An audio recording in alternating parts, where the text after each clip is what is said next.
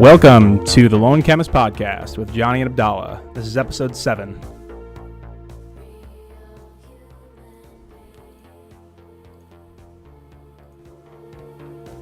All right, what is going on, everybody? This is episode 7 of the Lone Chemist Podcast, and I think we're live right now. Let me check. I think we're all good here. All right, so your friend Abdallah here, and what's good, everyone? Yep, let me just make sure we're okay with the Skype stream and everything like that. Let me just all right, let's pause the music here. All right, a little bit of technical difficulties, but give us 1 second here, guys. We're gonna sort this out real quick, I promise.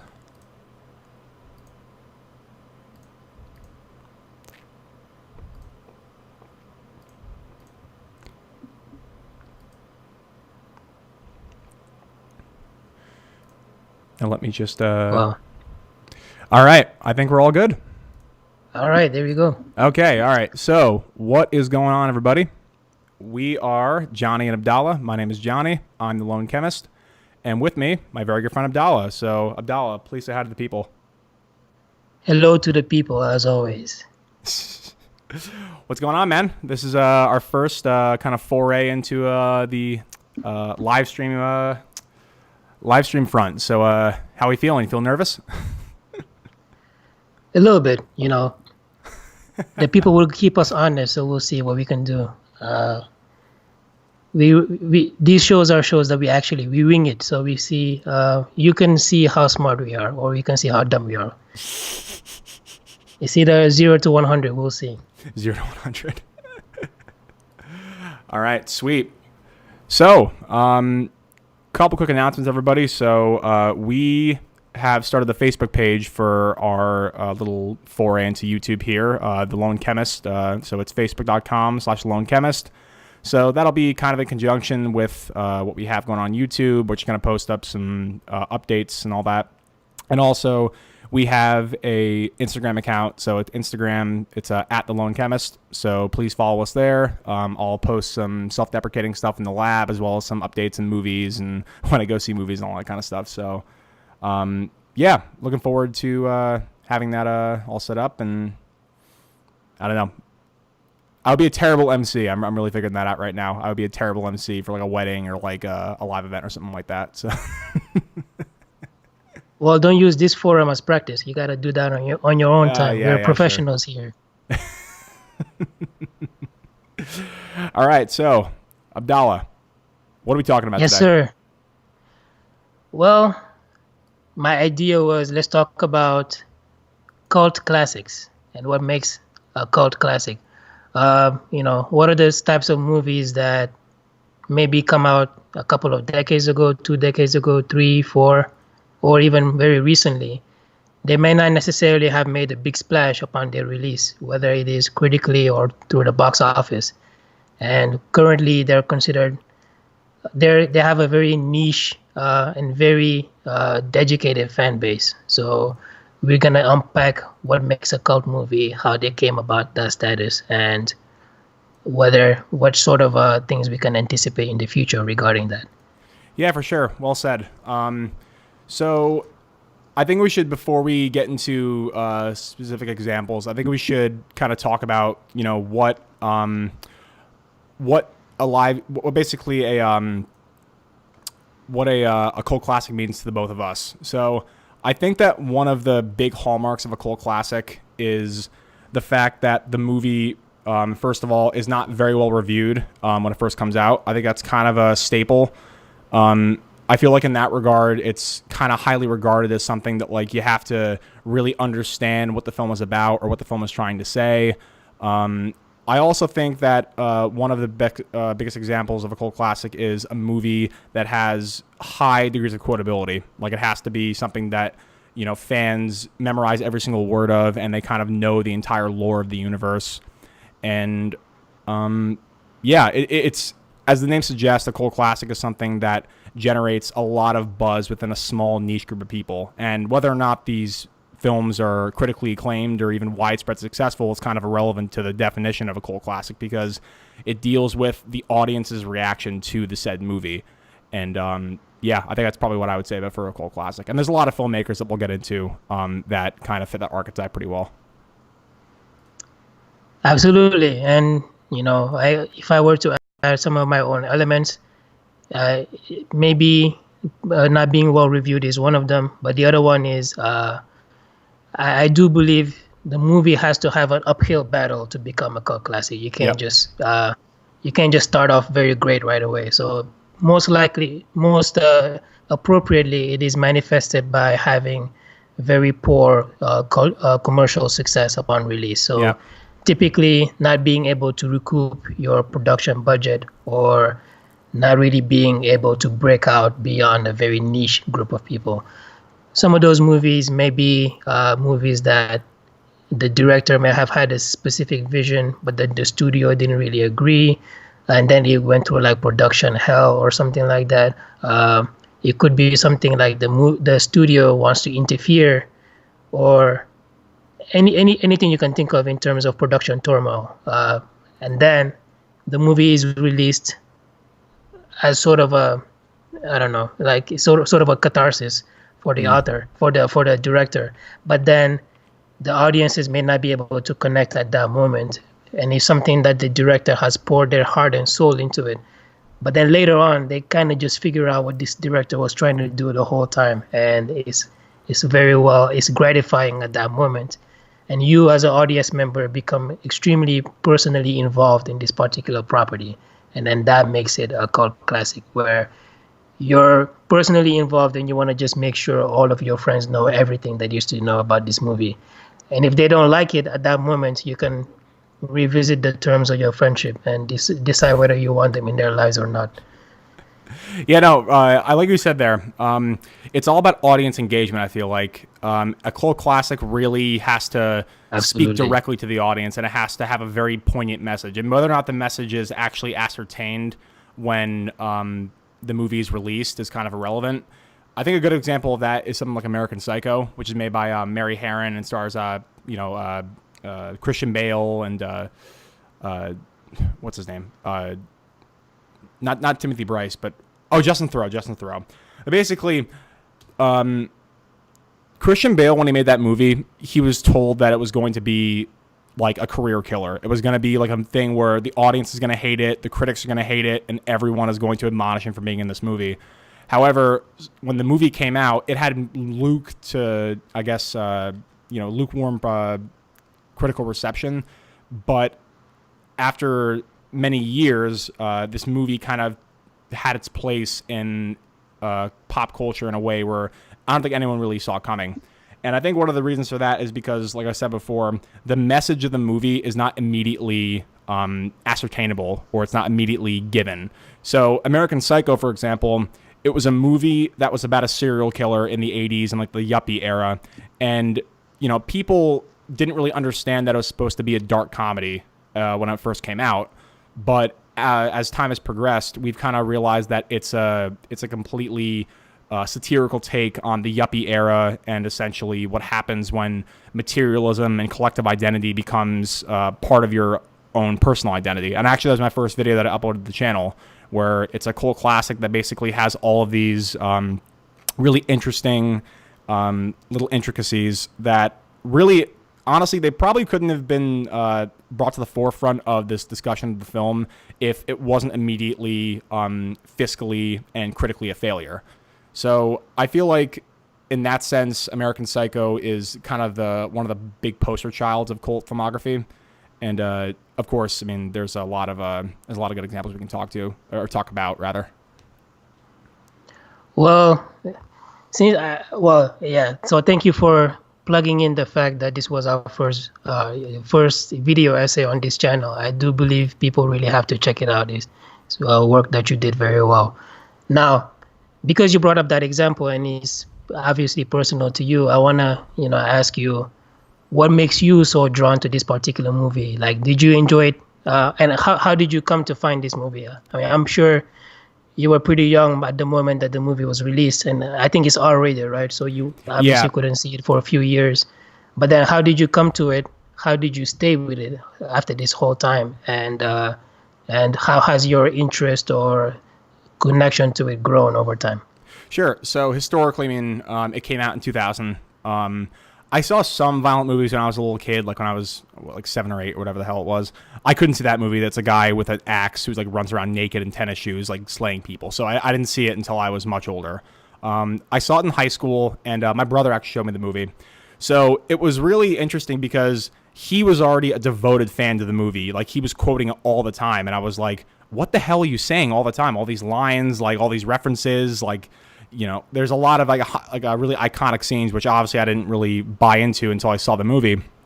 But he showed it to me, and the first time I saw the movie, I like I said in my video essay that I made for it, I really didn't know what to think of it because American Psycho is this weird film where if you take it at face value, it's a gory, nonsensical movie about a Wall Street yuppie who basically kills people for pleasure for no reason, and like there's a lot of things about what's real and what's not real, and all of these weird kind of intricacies in the movie. But as time went on, my connection with the movie basically stemmed from the fact that I realized that it was a subtle critique of vapid mentality and collectivism and superficiality in America. And so it was interesting because when I first saw the movie, I really didn't think about that at all. I just thought about it was a weird movie with a bunch of weird lines. But as I began to appreciate the deeper meaning of the movie, I realized why it was such a cult classic. It was on its face, it was a weird kind of dark comedy serial killer-esque kind of film. And then if you dig a little bit deeper and a little bit deeper and into subsequent rewatches, you figure out that this movie has a lot more to say. So on kind of a bohemian level, that's how I had kind of a relation to it. But on the superficial side of things, it's a hilarious movie, and I could see why it's so easily quotable. Like it's this really egotistical, vapid guy who like has sex with a bunch of prostitutes, and he's like shirtless with a 6-pack, and he looks in the mirror like, look at the camera. So there's a lot of those kind of idiosyncrasies in the film that really drew me to it. But I was introduced to it in a cult-esque kind of way with my brother, who was already a huge fan, and then I became kind of a devotee to the film, so to speak. So it's like I said, it's kind of a poster child kind of thing for cult classics, which is kind of interesting. All right, good. So I think based on the way you talked about it, we have a pretty good introduction and overview about what makes a movie a cult classic and how the fandom has evolved basically over time. But now, I guess before we go into other examples of cult classics, I want us, maybe take a short detour and actually examine the fan base. So Yeah. you were introduced to it by a fan, and you were able to stick with it, even though it wasn't necessarily your cup of tea after the first watching. So then my question is when it comes to a cult classic, is the fandom something that's easy to integrate, or is it something that you really have to put much effort before you can really be one of the people? So I don't know. I don't know if there's any, how like nowadays fandoms are named, like there's names of fandoms, like, for different artists, like for example, Lady Gaga, you have like the Little Monsters, that's her fandom. Yeah, they have a name. The Believers. Maybe you don't have the Believers. Yeah. Maybe you don't necessarily have a name for fandoms for movies necessarily, but do you think it's easy for people to get into that group? Because I feel like in music it's fairly difficult. You really have to be a big stan or not part of the group. You're just trying to be a poser if that's the case. Even anime, for example. A lot of people have cited anime to be a very toxic environment for people who are not really, who are not necessarily let's say, initiated into it. And so a lot of people find it very hard to get into, which is why, the fan base for anime it's not small, but it's a very vocal and very self-sufficient group, I guess. Would you say the same thing would apply to fans of cult classic movies, or do you think some movies are just easier to get into than others? And what would make somebody, let's say somebody like me, I've never seen American Psycho. What would it take for me to get to like the level that you are, I guess, is what I'm saying. That's a really good question. So I definitely agree with you that penetrating into that kind of fan culture is definitely the hardest part about being like a devotee to a cult classic. I think that you have to get into the mentality that's kind of generated this media craze behind the movie, because if you don't, then I mean, you're not really going to understand what all the references are and why it's so culturally permissible to say all these quotes and have all these references to all these different scenes. I think that it goes along with the fact that some movies are harder to get into than others. Like, for example, The Big Lebowski, if we're going to compare those two cult classics, I think The Big Lebowski is a little bit easier to get into than American Psycho, because The Big Lebowski is like a stoner comedy, but it's wrapped in this really kind of weird, it's just a weird film, man. And also, I mean, there are other films that are easier to get into with cult classics, like, for example, Office Space with Ron Livingston in it. And so there's those kind of idiosyncratic movies that are just silly and ridiculous, but have somewhat of a deeper message, I think are easier to get into. With something like American Psycho, it was hard for me to penetrate into the fan base. And I think that my brother, who was like a devotee to the film, he said, "What? You didn't like it? You have to watch it again." And so I said, "Okay, all right. I like movies. I'll watch it again." And yeah, that was how I kind of got into the fold. Now there are some movies that are like you said, easier to get into, but that's all on you as the viewer. If you don't like the movie, you don't have to watch it again. But it wasn't like I hated American Psycho when I first saw it. I was intrigued by it because it was such a weird and kind of grotesque film. So I was kind of drawn to it because I like that kind of weird cinema. You have to be kind of predisposed, I feel like, to really get into a movie like that. But I think that's the key information right there. Just because a lot of the cult films end up being like niche sort of film categories, like a particular type of sci-fi, a particular type of horror, a particular type of comedy. And if you're not predisposed to it, obviously it's easier to, a movie would typically correspond with your own scruples, right? Your own personality. And no matter how much you try to like something, if you don't really devote much effort to it, like in your case, if you didn't watch the movie again, then you would never get into it. But then once you put in that effort, you're hooked. Exactly.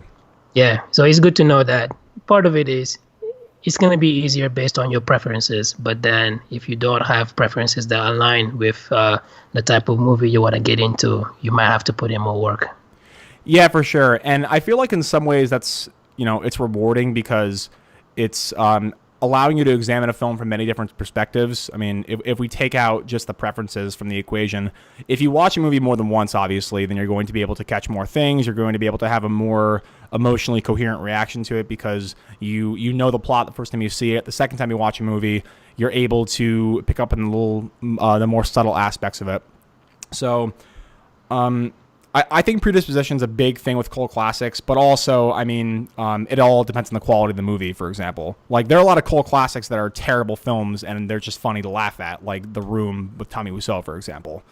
But in terms of, like, a quality film that's a cult classic, it falls one side on your predispositions for what kind of film you want to see, but also it falls on the fact that the movie has to be good and you has to warrant a rewatch. Like, if you watch a movie and you completely hate it, you're never going to watch it again. But you have to be subtly intrigued by it to be able to have a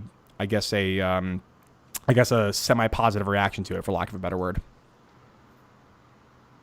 Yeah, I mean, you see that all the time. I feel like, well, so I mean, the point of a cult classic is the first time you watch it may not necessarily be in the theater. Actually, most likely, it will be either upon home release or when the movie becomes on syndicated TV.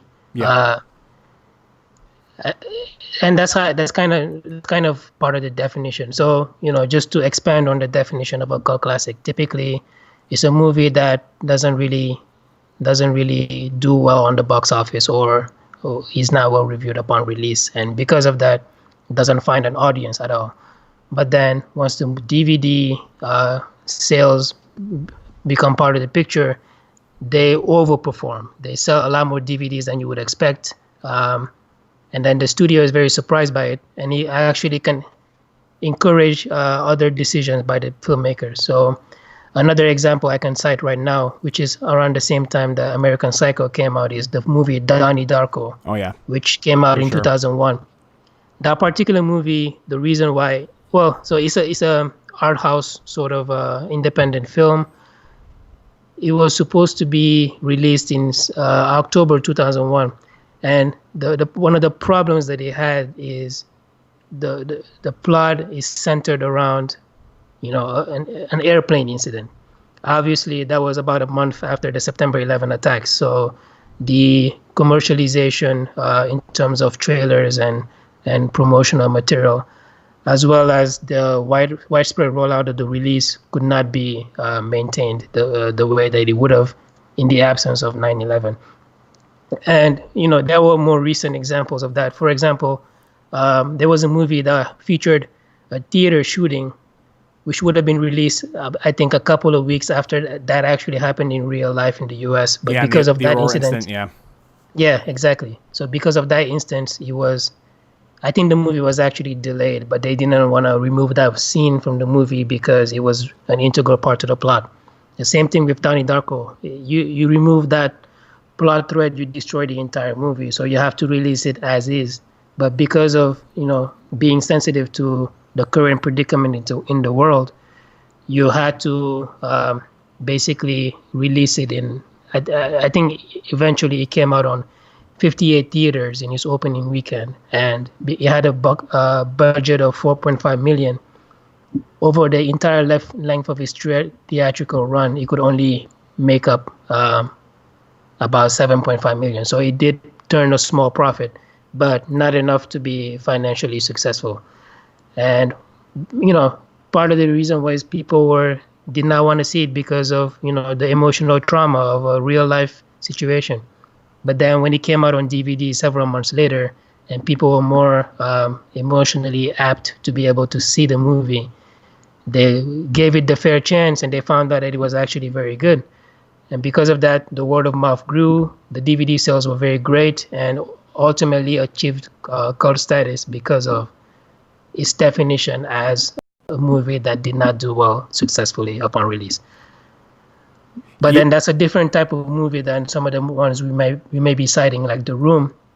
The Room was always terrible. Like, it was poorly reviewed. But then, watching the movie The Disaster Artist, it seems like people embraced the fact that it was very bad right away, which I don't know if that's accurate or not. But obviously, the director did not intend for it to be so funny. But at least in the movie The Disaster Artist, that's the audience's reaction. But yeah, the point is, the audience reaction upon release versus, later on, months later, years later, is completely different. Yeah, for sure. And I want to go back to the first point you made, where basically you wouldn't see a cult classic in theaters, because I feel like hindsight is one of the biggest factors in a cult classic being accessible to an audience. Like, you don't see a movie and you're like, oh, that's a cult classic right there. It has to have time to grow and ferment and generate this massive fan following that it has. And the example you cited with The Room, in The Disaster Artist, for example, there was a little bit of an inaccuracy with the way they portrayed the film. For example, Tommy Wiseau, it was many, many months or almost even a year before he embraced the fact that it was a terrible movie and the audience kind of had fun with it. But in the movie, it was like, as soon as he saw the film, he's like, thank you for seeing my comedy movie. That's the way I intended it. Right, I think so, yeah. But cult classics, they have to have time to generate a fan following and have them have a visceral reaction to it. It's not an immediate thing. Cult classics take a long time to develop. And I would argue that The Disaster Artist, I think or I guess The Room, if we're going to talk about the inception of these things, I think The Room is one of the best examples of audience engagement.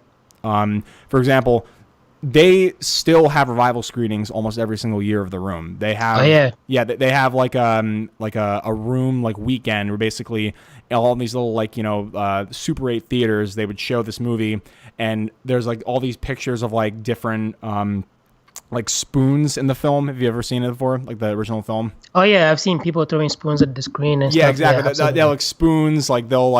They'll bring like stuffed dogs and like hi doggy, like in the middle of the film, and so the reason why it's been thrown to the forefront of entertainment is because of this just massive fan following that it has.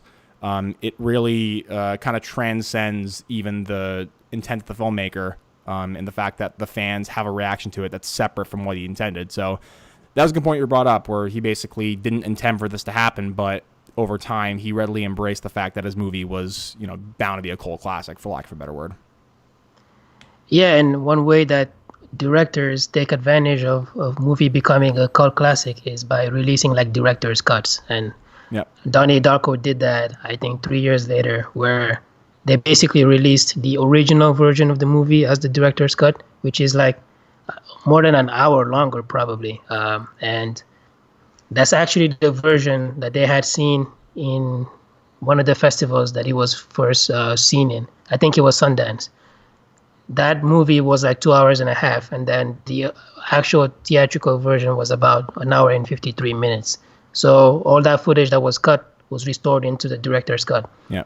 Knowing that you already have an audience that's built in, you release a director's cut and you basically try to bring more people, because the director's cut is obviously named because it's aligned to your vision, and you know that these people are very receptive to whatever that vision is, so you take advantage of that. Another movie that did that was Blade Runner. Oh yeah, I was gonna say Blade Runner is the poster child for. I think it has Poster child. it has 6 director's cuts. I think like that. Like they have like the original, they have the extended version, the special edition, the commentary edition, and then they have like the final like supreme director's cut, where basically it's Ridley Scott's original vision before the studio got involved. But Right. but that movie like. It was that's a weird film, man. I still to this day don't really know what I think about the original Blade Runner, but I mean you can't deny that the people that buy into the Blade Runner mythology, they're devoted, man. Like they're a devoted fan base that really just has bought into the entire mythology of the movie, and I feel like the fact that there's a different interpretation for pretty much every single cut that's released kind of made this this really, I guess, abstractable environment in the film, where basically it's however you want to interpret it. And the fact that you see all these different iterations of it generates even more fan excitement, because it either corroborates what you think about the film or it denies it, and then you're pissed off. But it still is in line with what the fans want, which is like a deep dive into this mythology. Right, and I think the mythology, that's a very good word to use, because typically that's kind of where movies go wrong when it comes to trying to capture a wide audience from the beginning, because a movie like Blade Runner obviously is set into the future, and part of it is the director has to create a particular vision for what he thinks is going to be the future. And then make a movie that aligns with that vision. And so what I actually think is pretty commendable, because Blade Runner is one of those movies that do not strictly focus on futuristic aspects in terms of technology and stuff. They actually focus on what is the relationship between humans like in the future. I think in some level there's more of a grounded way for how the future would be. Obviously, for us, we're almost in 2020. If you were to project into the future in like 2050, then I feel like a more accurate version of the future. Yeah, we can have like self-driving cars, probably flying cars. We'll probably make a lot of discoveries with regards to food production and whatever. But I think the relationships between people is actually what's gonna be the biggest factor to shape our future. No, And so, exactly, yeah.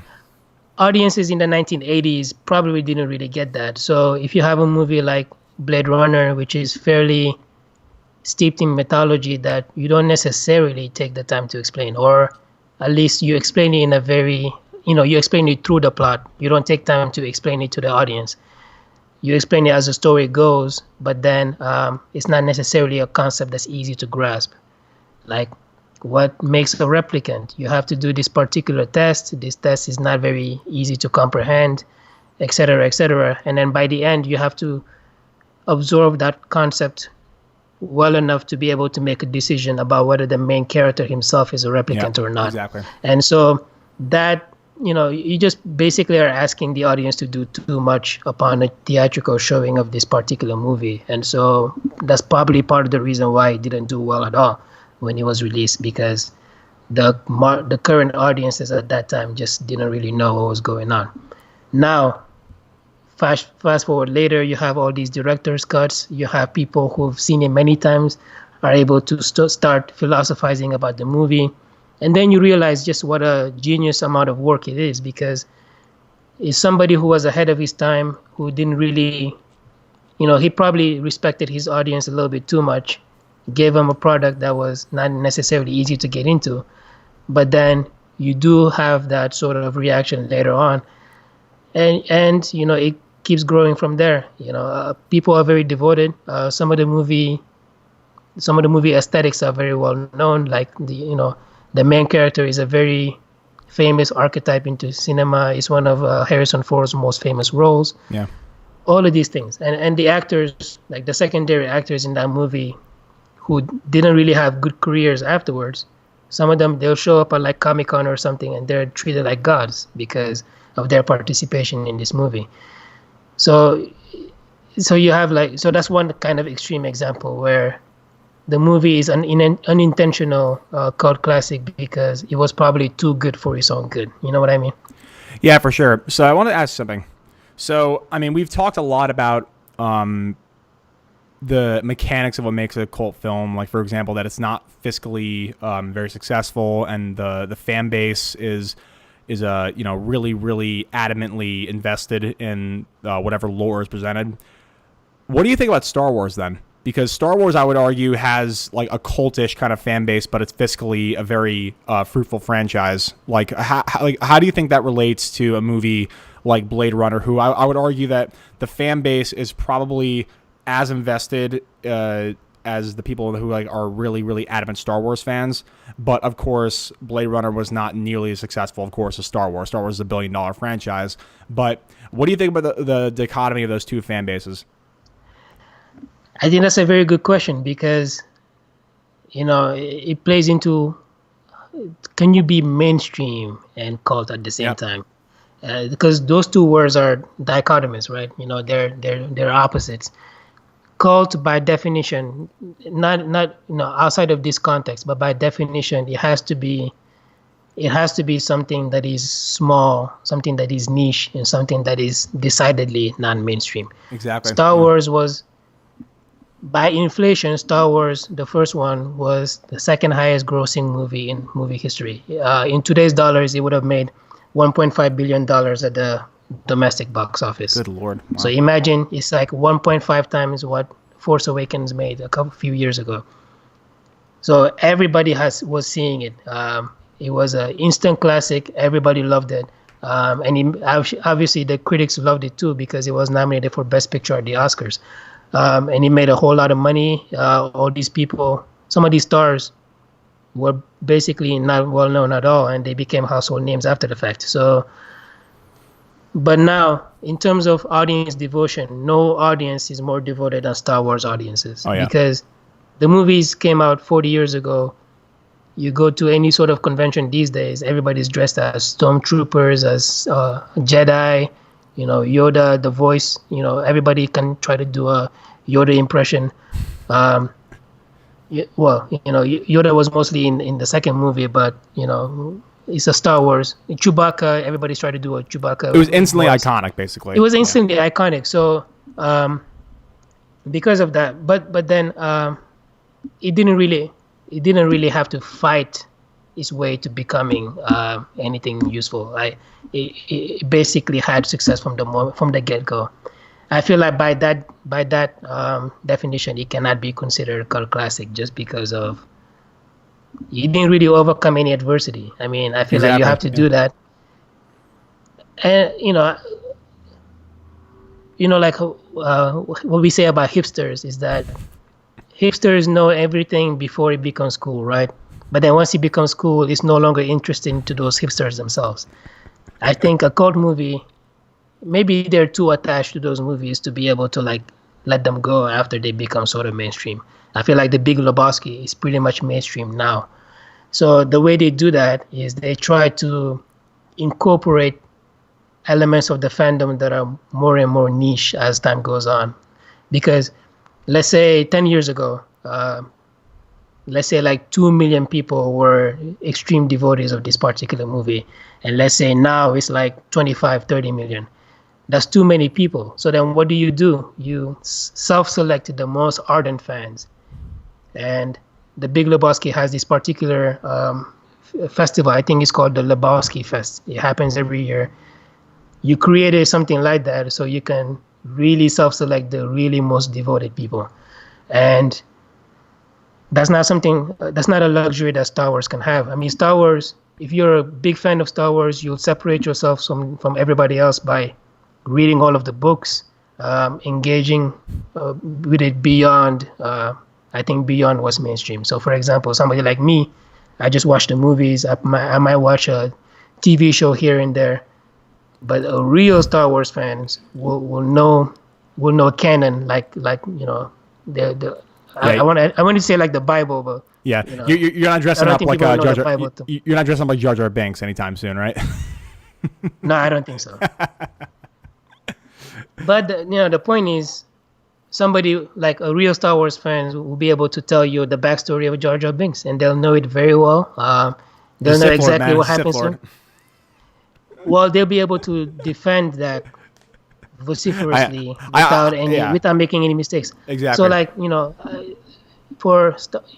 whenever you have something that really, really engages the fans like that, you'll always find a way for the most ardent fans to separate themselves. But then the property itself is going to be mainstream as opposed to cult. If that makes sense. Yeah, no, for sure. I would agree with you there that, of course, Star Wars is not a cult classic at all because, I mean, of course, it's been too much of a global phenomenon to be classified as that. But it does have some aspects that are undeniably cultish. I mean, it's like you said, it's supposed to appeal to a niche fan base, but the niche is all across the world. There are people, millions of people that are instantly devoted to this film, and they're able to, they want to die to protect it, basically. But along those lines, now, what would you think of somebody who is mainstream successful, but still generates that quotability and that fan devotion, like someone like Quentin Tarantino, for example? So I wouldn't use the word cult for that. I would use more like independent. So like somebody who's decidedly driven by their own sort of vision as opposed to anything that a studio might tell them. Because the thing about Star Wars, I think a lot of fans would be mad about is that Star Wars is becoming a lot more popcorn, a lot more it's like Disneyfied, corporate. basically. Yeah. Yeah, it's sort of a corporate sort of endeavor. You have, well, I don't want to personally attack people, but you have producers within the Star Wars universe who will control the content because they have a particular vision about what it's supposed to look like, and you're gonna stifle potential directors' creativity as a result. So, I think that's what happened with Solo. I feel like Solo, the original version that the directors would have come up with, was too non-Star Wars like for Kathleen Kennedy's liking. So, you had to bring in. You said her name, man. Well, yeah, whatever. She's the head of Lucasfilm. She's well known. I know. I'm just screwing with you. So you had to bring in Ron Howard to Star Warsify this movie. So because of that, I feel like that would be the impediment towards Star Wars becoming anything closer to a cult classic, because people feel like they've moved too far away from George Lucas's vision. But then it could be argued also that George Lucas was becoming a lot more corporate as time went on as well. Well, I mean, look at the prequels, man. The prequels were a complete departure from what he wanted to do, or at least what he set out to do in the original 3 movies. Like, so I would agree with that. Yeah, because like, so we don't know whether that comes from him or there were other powers that be that sort of reined him in. Well, I mean, think about the budget that you would get. Like, if you have this producers throwing money at you to make this movie, and you're getting all this financing, then obviously your vision is going to be stifled in some way, and a lot of that's out of your control because you had people like what's the kid's name, Jake Lloyd, who's a terrible actor, and Hayden Christensen, who's also a terrible actor. And Natalie Portman, who's also a terrible actress in that movie.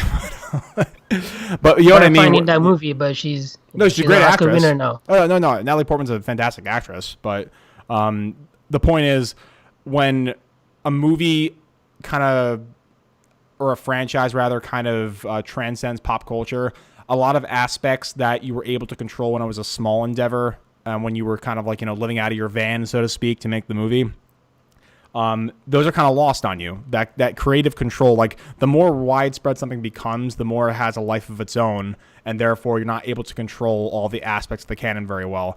And that's something that I think, like, back to my original point, I think Tarantino has really capitalized on his own vision very well and never being able to compromise it. I think that no matter what studio he works with, whether it's the Weinstein Company, whether it's Miramax, whether it's going to be Sony and this new one he's going to make with Tom Hardy and Leonardo DiCaprio, I feel like he's somebody who has generated a cult following. Even though his movies are financially successful, they're not like, complete billion-dollar blockbusters, but every one of his movies is either in a running for an Oscar or does break a couple $1,000,000. So it's not like he's grasping at straws for fiscal compensation. Yes, but like he's capitalized on an aesthetic that's completely his own. Absolutely, and he hasn't really compromised for pretty much anybody. Yeah, so when you do that, you have a certain number of fans who will watch anything you make. Exactly. Right here. But then the others may be convinced by the subject matter or whatever, whoever is acting in it or whatever. Like, they will require other elements to sell the movie to them. Whereas somebody who's a cult following fan of Tarantino will just go watch any movie he makes because you know what you expect. And what I admire about Tarantino is all of his movies are entirely his own. He directs them, he writes them, he produces them, so that there is no sort of cookie cutter way to, sort of ruin his whatever he wanted to do. The only thing he'll actually run into is, hey, your movie is too violent. You got to cut down the violence.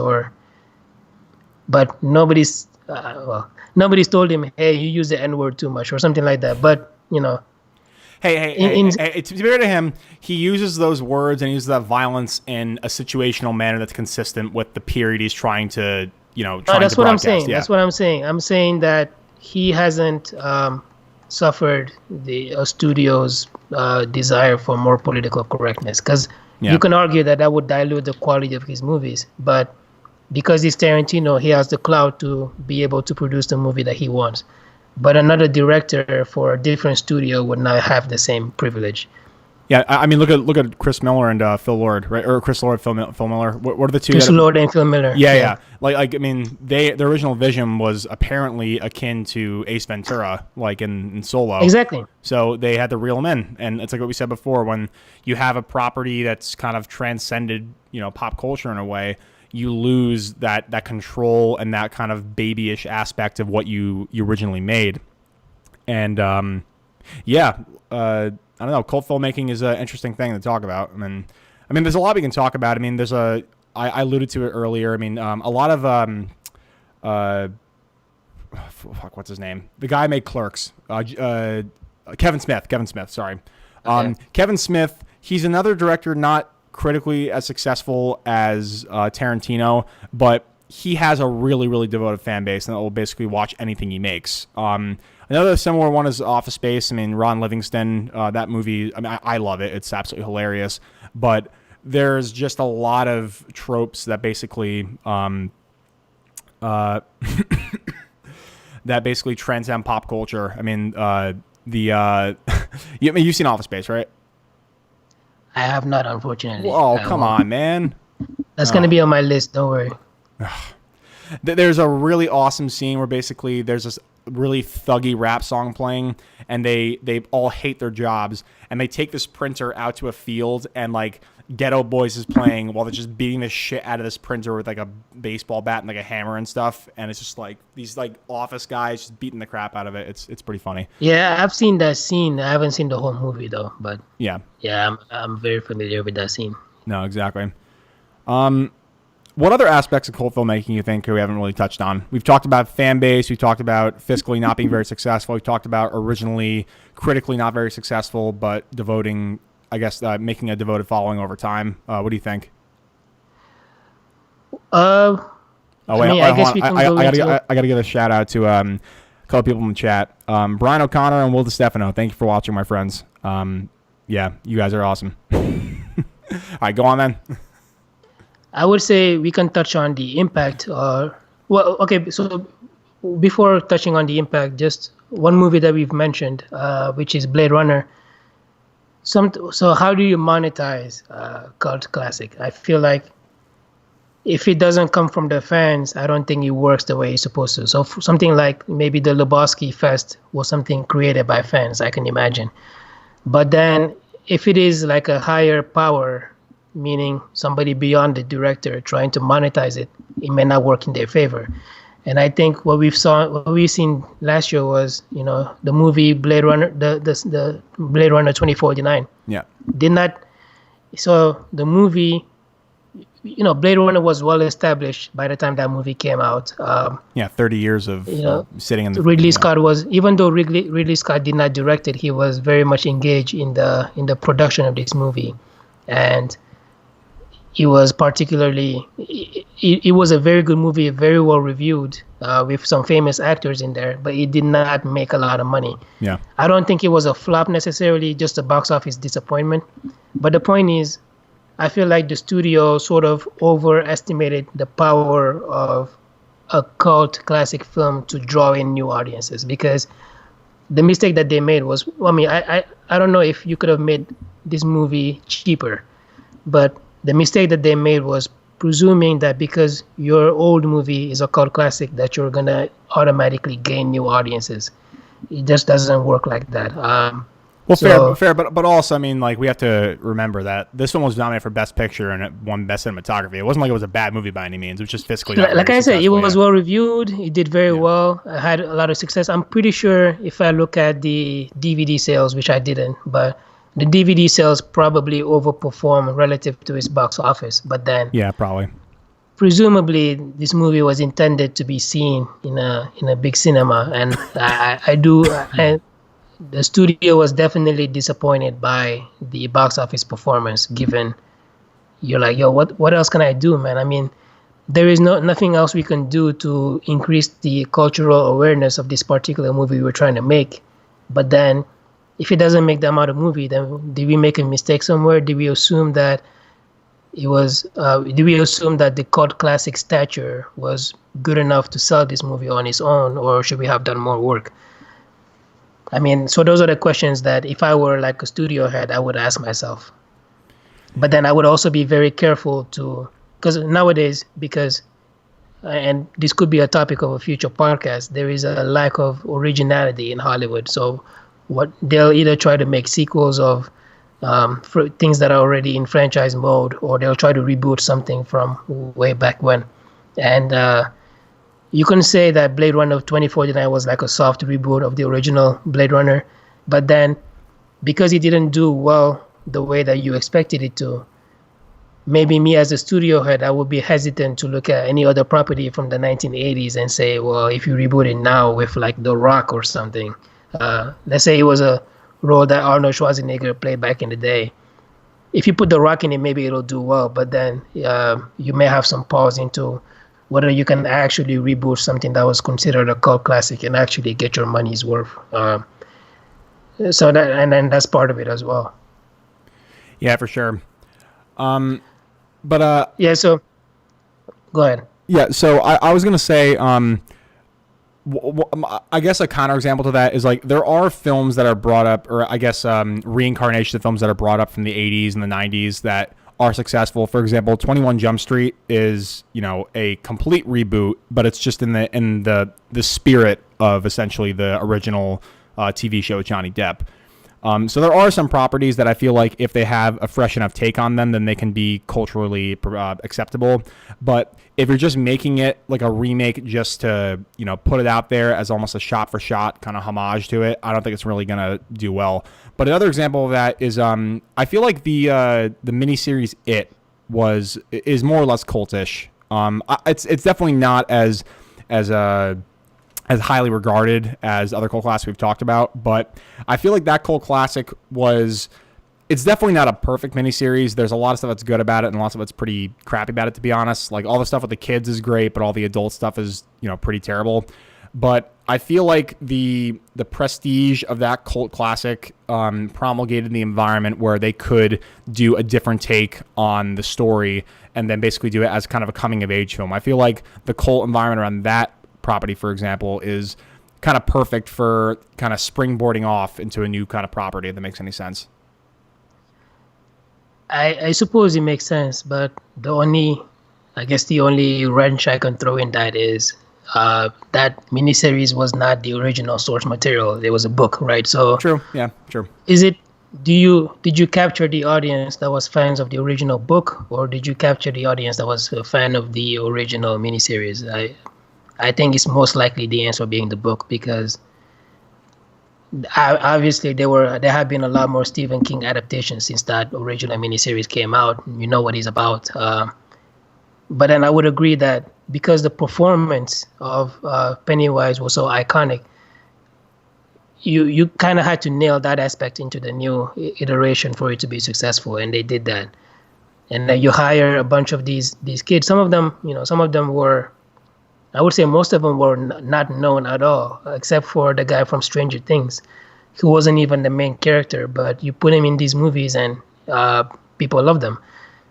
I believe the sequel is going to do very well. And then part of it is you hired a bunch of very competent actors to fill the roles of the adults.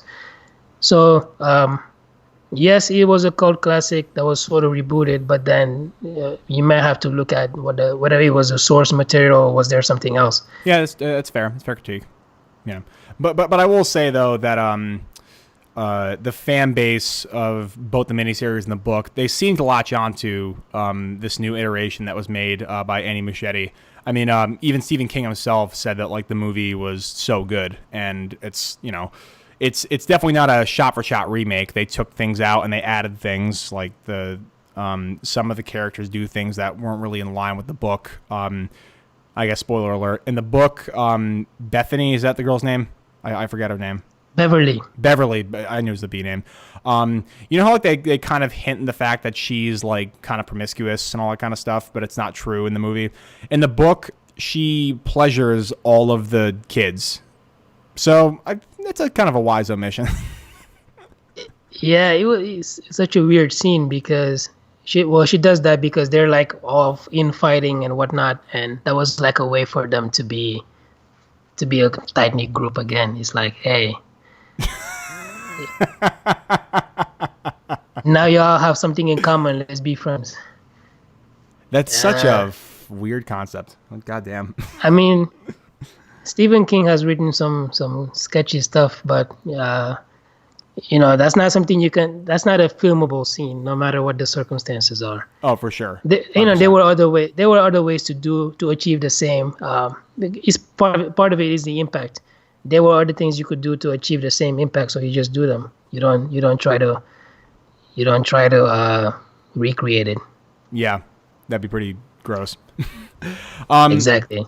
So we've talked about a lot of different examples of cult classics.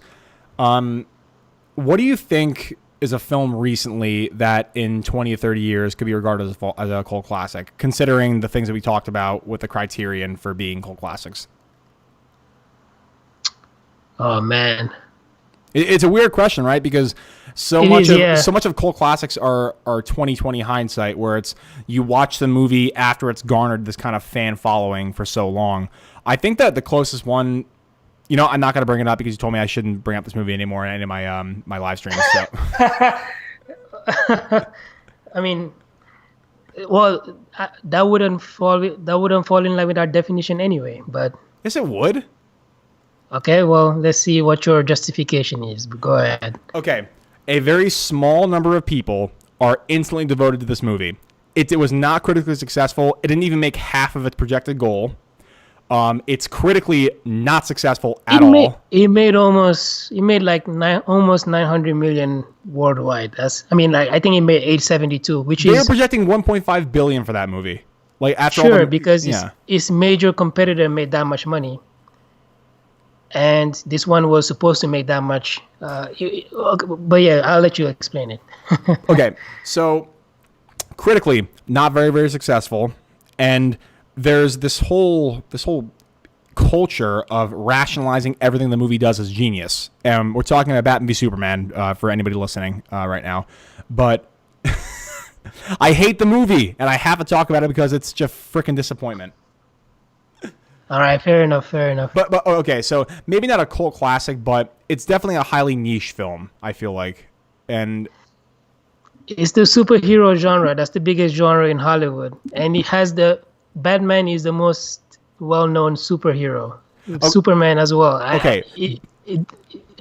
I, Yeah. there is no definition by which you can call that a cult classic. I don't think so. No, I'm not saying it is now. I'm saying that it has a cultish following. I'm not saying that it could be a cult classic. I'm saying that there's a cult element fine. to it. Yeah. Yes, that's true. It does have a. I don't know. There's too many people to call it. It's too many people. It's too many people. Yeah, but now they're all leaving the DCEU, so not many people for too long. Oh well, I don't know. I don't know about that. Yeah. But yeah, so But aside from my snarky example, what would you say is like destined to be a cult classic? I feel like, typically speaking, the current genres today that would become cult classics would be like different comedies. And typically comedies don't do well at all. Like recently, the only sort of reliable comedic actor has been oh man, what's her name? McCarthy. Melissa McCarthy. Oh yeah. Melissa McCarthy has been the only reliable, at least female comedian in terms of the movies that she promotes. Like they tend to do well, but I feel like a movie like I don't remember the title of this movie, but you have like 4 or 5 of them per year. Typically, they're aimed towards like women, like female audiences. You'll have an almost entirely female cast, and you'll have like a extremely obnoxious comic relief. Usually, Melissa McCarthy played that in Bridesmaids, for example. Yeah. But Bridesmaids could not be cult classic because it did very well when it was released. But then, a movie like Girls Trip Oh yeah. also did very well. But it would have been within that vein, something like a type of comedy that people don't really understand. I feel like, I don't know. It's a good question. Maybe I'll come up with some examples towards the end. But just think of certain comedies that just did not do well because the audiences were just not ready for them in some way. Maybe the movie with the lifeguards and stuff, like The Rock and Zac Efron were in there. Baywatch could be. I don't know. No way. That's a reincarnation of an 80s sitcom. No way. Baywatch did terrible. It's a terrible movie. but it has to garner like a fan following and a culture in which people are like obsessed with the movie. No one was obsessed with Baywatch. No one right now, but give it time.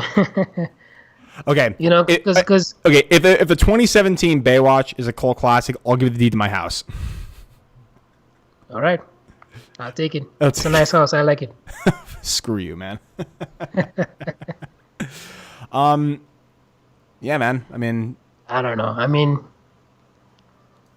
I don't really watch horror movies like that, but maybe there was like a horror movie that just was very different than everything else that comes out, and then didn't do well because of it.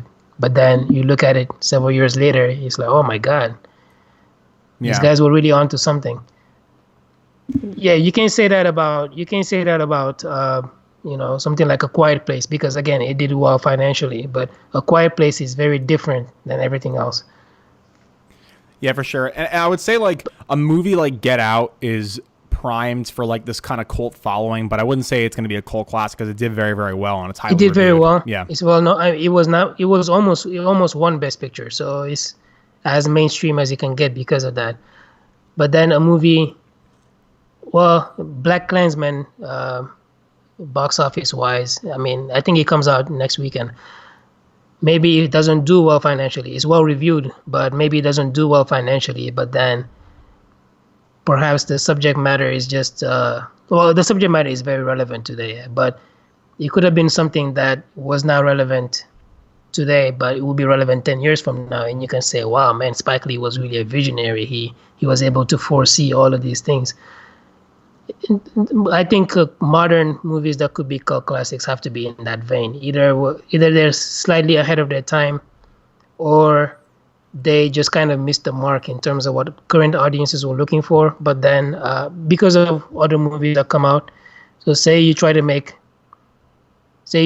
like an art house superhero film, in the modern age where the MCU, the DCEU dominate the multiplex, your film would not fit in at all. But then later on, I think maybe Suicide Squad could be a cult classic, because even though it made a lot of money, it was not well done at all. But then maybe 20 years from now, you take it away from any sort of context, which is it was blatantly trying to copy Guardians of the Galaxy. If you don't remember that from the context, then maybe you can start looking at it as a cult classic.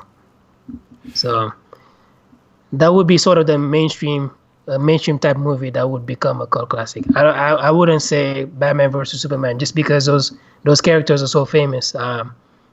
Everything about that movie is well known. But Suicide Squad, you had to introduce a bunch of characters that a lot of people were not familiar with, and because of what you've accomplished, you've made the movie. Maybe it becomes a cult classic later on. I mean, so as a final point, do you think that, I mean, fiscally flopping is really like a necessary criteria for a cult classic? Do you think it's like it's uniform and non-disposable? Like you can't be a cult classic without first being like completely a flop? I don't think so. I do believe it has to be. You have to face some kind of uphill battle, whether it is you went through like 10 different directors during pre-production, your main character was fired, or something like that. You have to go through some type of turmoil, release the movie, because when you go through so much turmoil, the final product you put out is basically like just I'm done with this. I'm just washing my hands out of this. Yeah, sure. So because of that, those movies end up they're not really made in good faith by the studio. But then if you're an audience member who wants to give the director a chance, you want to see what they were trying to accomplish, then maybe you can say something like, hey, the director's cut would be the what type of movie I wanted to see. And then you have a cult following that way. So actually, to come back to superhero movies, if they ever release a director's cut of Justice League, that would be a cult classic by definition. Like Zack Snyder's version of Justice League would be the only superhero property I would call a cult classic. But you wouldn't regard BVS as a cult classic, even with the director's cut and the extended cut that are out there? The extended cut, yes, it was studio interference, but that's because the movie was just too long. You can't release movies that long. That's just... Yeah, I mean, and also you have the turmoil with Zack Snyder basically departing from the project. So like that director's cut, like technically was never made. Exactly. So like, yeah, the prestige behind it, I would agree. Yeah, that's why people are asking for it, because Zack Snyder has a cult following himself as a director. you have these people who are very big fans of the DCEU who bought into the vision he was trying to portray over the course of 3 to 4 movies, starting with Man of Steel, Batman vs Superman, Justice League. He didn't have the chance to complete his vision, but because of that anticipation, we want to have him complete his vision. That's what creates a cult following, because these people, like, they're writing petitions, they're very vocal on Twitter, and I didn't know how fans were vocal back in the day without the internet or anything like that. Maybe they just wrote to the newspapers or whatnot, but nowadays you have these people being very engaged, and that's part of the definition of what we said to be cult classics is audience engagements. These people are very engaged, and they want that product, and if it comes out, and I think the best way to put it out is through a digital release or something. Yeah, I think that would do very well, and because of that would be by definition a cult classic, because the movie Justice League itself was a financial flop by definition, because it only made like 600 million worldwide, where Marvel by itself came out with 3 or 4 movies in the past year that made that much, and they weren't Avengers movies. Yeah, and I guess, like, while we're on this, like, segue before we, like, sign off here, so the Zack Snyder cut, it doesn't exist, like, it just doesn't, because so the way in which a movie is made is the editing phase, it doesn't happen like uniformly throughout the film. Like, they take all that stuff and then they edit it down towards the end, right? Unless they have a shit ton of reshoots, which they had a good amount of them, but I don't think it was enough to warrant an extra hour or so into the movie. It was to make up for all the crap that they did wrong when the first time. So the movie comes together when Joss Whedon came in and basically kind of overhauled it. So Zack Snyder likely probably didn't really do anything with the cutting phase, except for the original screening that he had for Warner Brothers. So I think that's a kind of a pie in the sky dream with here's the thing. The Zack Snyder cut, a final cut probably does not exist, but a working cut does exist, because they had test screenings. Yeah. Because before you release a movie, you want to have test screenings to see what the potential audience reaction would be. Yeah. And they did that. So there are certain people out there who have seen like an unfinished versions of Zack Snyder's original movie. I think it was because of that. I mean, yes, there is like a element of personal tragedy with regards to the story, but yeah, he didn't finish the movie and he made an original working cut. He would have had to like polish the CGI and stuff in that to have a final theatrically potentially released cut. And it's just a matter of, does he have the clearance to be able to access that footage that he shot and edit it and polish the CGI so you can release it? If he has that permission, then we can have a Zack Snyder cut. Otherwise, the best thing we can have is whatever that original collection of footage that he had to show test audiences. And that wouldn't really qualify as a cut, like you said, but yeah, something like that does exist. Do we always have to get back to Zack Snyder at the end of all our podcasts? We are secretly very big fans. You're his biggest fan. You just don't want to admit it. No. just shooting it down right now. Well, I don't really mind Zack Snyder. I'll say this. I liked Man of Steel. I thought, again, Man of Steel is a much better movie than people give it credit to. I feel like if you give it enough time, because it came so shortly after like the Dark Knight series wrapped up.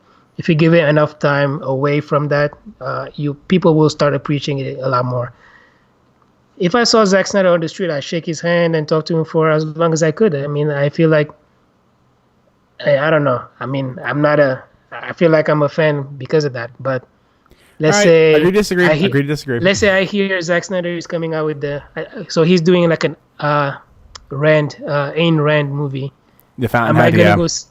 Am I gonna go see that movie just because he's Zack Snyder? Probably not. I'll have to wait till I see a trailer or something. But I would consider myself a fan of his. All right. Maybe you don't, but whatever.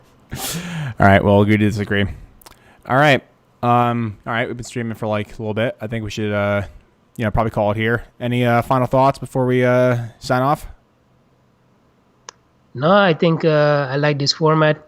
I personally wasn't able to see what people were posting on the chat, but maybe in the future, let's say, I mean, this topic was a topic that could have kept the conversation going for about an hour, but let's say in the future, either we don't have a preset agenda or whatever, then we can incorporate the audience's reactions as we go and talk about it in real time. Yeah, for sure. Yeah, we can just, sometimes we don't even have to have like a topic set up. We can just talk about whatever and then just see what people like post in the chat and go from there. All right, this is fun. And hopefully the video quality when I post to the YouTube is going to be okay. Yeah, I had fun, man. Thanks for doing this. Absolutely. Let's do it soon. All right, so with that, my name is Johnny. My name is Abdallah. And we are out. We are the lone chemists. Wait, that's an oxymoron. You can't be the lone chemists. Okay, fine. I guess we can. Whatever. We make up the rules. We can do what we want. All right, and with that, we're out. Peace.